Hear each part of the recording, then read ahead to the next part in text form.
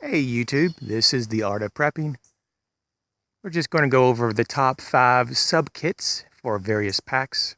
This is kind of a medley, kind of a catch-all video that just includes during a rule of law, ROL, when there is no crisis going on and this is just a pack to have on standby, or maybe you're just hiking.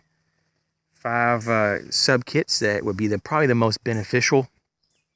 Obviously, if there was a without rule of law situation and there was civil unrest, you wouldn't pick these items, or at least some of them.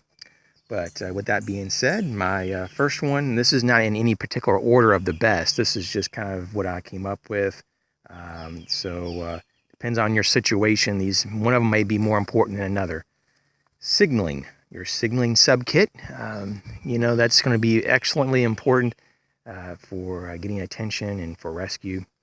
So for a lot of people, that's a pretty big category or sub kit to have and have multiple options. More than just a whistle in most cases. A lot of people like to carry flares. They have those signal lasers. Some people go even further. They have transponders that are satellite based, and you could also go and get various types of radio systems. So those are definitely an option. Of course, you could also have the standbys like the signal mirrors and use campfire smoke and horns and air horns and those kind of things. So the next one would be first aid. That one's very important. If you're injured, sometimes depending on the injury, you may not have a lot of time to respond to get the bleeding or whatever the chronic condition is under control.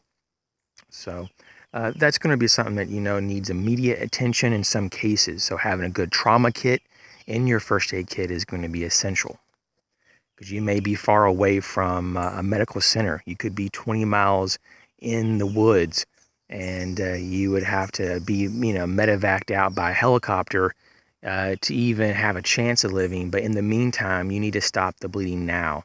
So having a tourniquet and different hemorrhage control devices is essential. The next item would be a shelter kit. Now, this was kind of controversial for me to first think about, but because the number one reason is exposure that kills people, out in the wild, or campers and hikers, exposure kills a lot. Now, if you're talking about the number one reason for how people perish, if they have the capabilities and stuff, it's going to be accidents. Accidents are actually the number one, but outside of accidents, just having overexposure to the environment, mainly hypothermia would be a big culprit. So having a shelter kit, it could be as simple as a tarp system, a small tent system, some parachute cords, some tent stakes, and maybe even a small sleeping bag. That could get you through a lot right there. The next item would be a fire kit. Kind of goes hand in hand with shelter. It gives you heat. It gives you the ability to cook, purify water, gives you the ability to signal and to keep away wild animals. It's a morale booster. It gives you hope, and it gives you a feeling that you have some control over your environment. And so by all means, having a redundant fire kit, a very beefed up fire kit with at least a minimum of 3 ways to make a fire, and at least 3 different ways to deliver the spark and to create into a flame. So having multiple tinder options is very much recommended. And we have the next one, which would be your hydration kit. So this is number 5.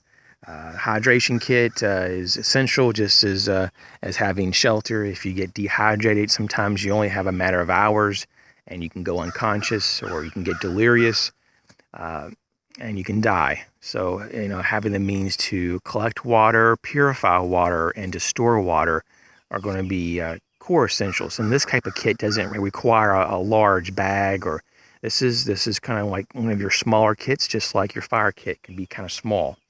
I have a runner up here. Number 6 bonus item sub kit would be communications, or a comms kit.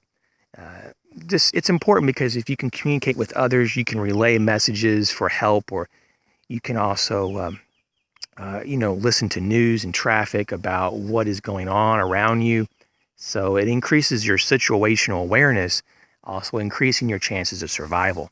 Now, with one caveat, I would replace that with a protection kit, as I would call it, or maybe a small tactical loadout bag for personal protection. If this was obviously a situation that there was civil unrest and there was without rule of law going on. So if there isn't any civil protections going on and there's no police, no government in control, you obviously want to have protection as a higher level and higher priority in your kit systems. So with that being said, if you have any comments about what would you pick for your top 5 sub kits within your pack, just put them down in the comments below. Thanks for watching, and have a great day.